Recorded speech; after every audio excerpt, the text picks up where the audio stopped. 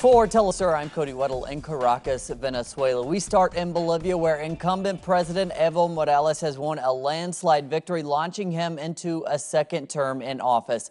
In what many see as a victory for the Latin American political left, Morales won 60% of the votes in the country, steamrolling his closest opponent, businessman Samuel Doria Medina. Morales won 80% of the votes from Bolivians living abroad. During his victory speech, Bolivia's first indigenous president called the win a defeat for imperialism. Caribbean, a feeling of liberation of our people. How long are we going to just submit to the U.S. empire, the capitalist system? This triumph belongs to the anti-colonialists and the anti-imperialists. It belongs to the Bolivian people. International observers from the French and Spanish government released a joint statement recognizing Morales' victory and the fairness of the election. Candidate Doria Medina will face an investigation by Bolivia's electoral tribunal after allegations that his party released election results early. A representative for the tribunal says that Doria Medina broke the electoral rules to encourage votes for his party. And in Mexico, protests continued over the weekend following the disappearance of 43 students in the state of Guerrero. Some business leaders have joined the students and activists in demonstrations. Some of them hold out hope that the students will be found alive. Those hopes were boosted after mass graves recently discovered were found not to contain the bodies of the students. The town of Iguala's mayor, Jose Luis Abarca, his wife, and the city police chief have disappeared from public view and apparently gone into hiding following criticisms of their response.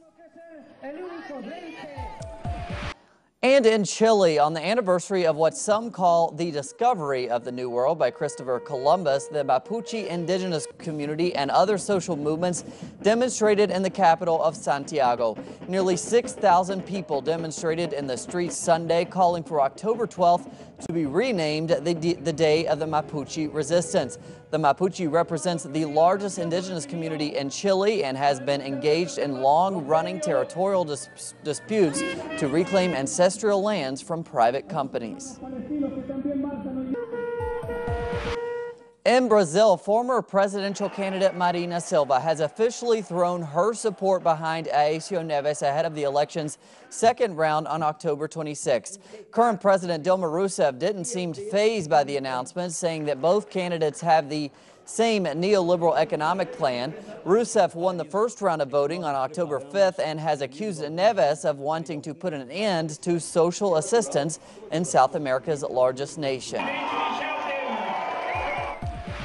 And to Ecuador, where family members are paying homage to loved ones who suffered from crimes against humanity under the former regime of President Febres Cordero. Cordero ruled the country in the mid-1980s.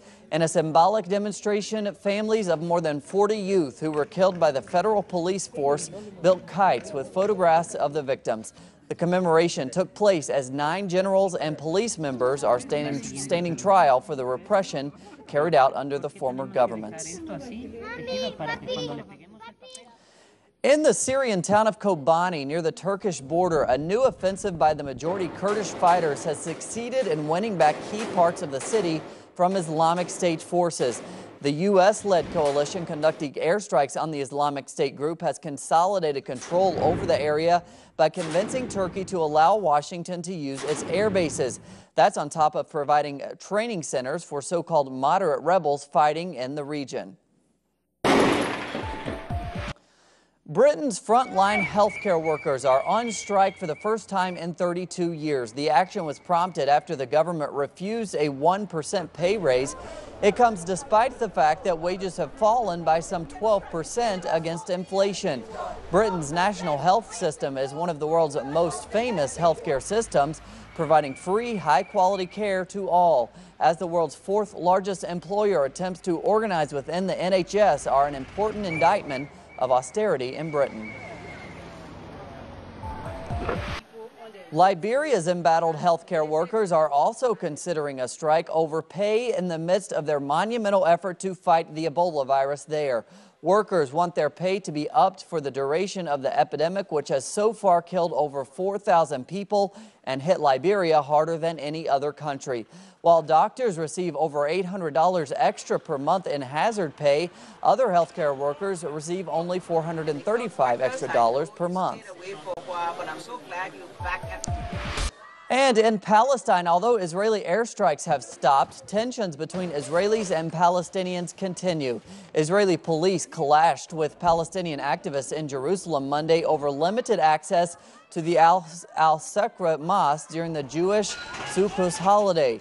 UN Secretary General Ban Ki-moon, currently in Palestine, lashed out at Israel's repeated provocations.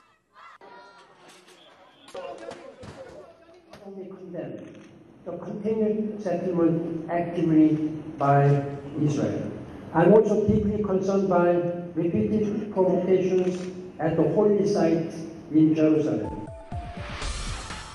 Protesters continue demonstrating at St. Louis University in the U.S. state of Missouri. During a march Sunday, up to 1,000 people held a 4-minute silence for black teen Von Durant Myers. Meyer was shot by an off-duty police officer on Wednesday. Despite a standoff between protesters and riot police near the university, the protests were mostly peaceful. Many demonstrators called for justice. We want to change the system because it's not an individual police department, it's the system itself. And we want to change it, we want to make change. And we want them to stop targeting our young black African American men because of the way they look. And it's just enough. It's enough. We will not take it anymore until we get justice. Staying in the U.S., some 50,000 dancers defied the rains just south of Miami to highlight Caribbean culture. It was part of the Broward One Carnival. The 3-day festival was celebrating its 20th year, and Sunday's 6-mile-long parade was the highlight of the display. For Caribbean immigrants in the U.S., replicating carnivals back home is a way of passing traditions to younger generations.